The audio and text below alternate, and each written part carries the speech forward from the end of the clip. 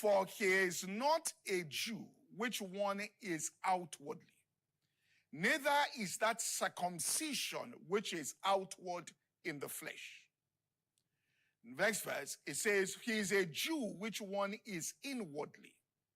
And circumcision is of the heart in the spirit, and not in the letter, whose praise is not of man, but of God.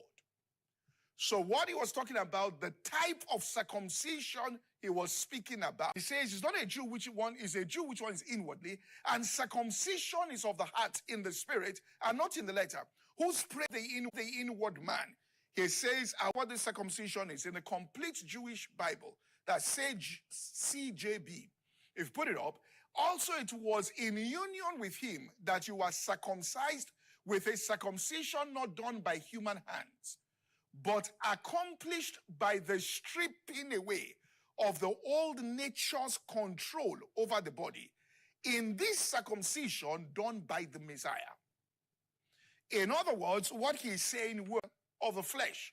So you have stripped that spirit man off that soul there, the carnal soul there, so that the spirit man can now control the body. This is what he's saying. It is not loose him and let him go. It is a painful process of the stripping away of carnality from the soul, is what he's talking about. He says if that is done, that person will become exceedingly great. That the Christian goes through, which is the stripping off of carnality from that person.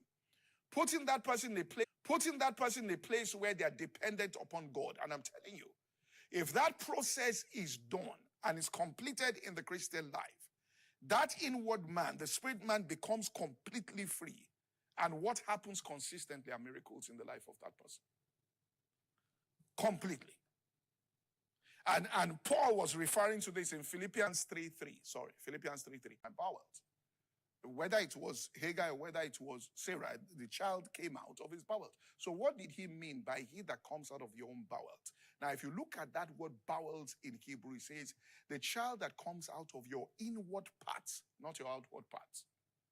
In other words, this child must be a product of your spirit, and it's not a product of your flesh.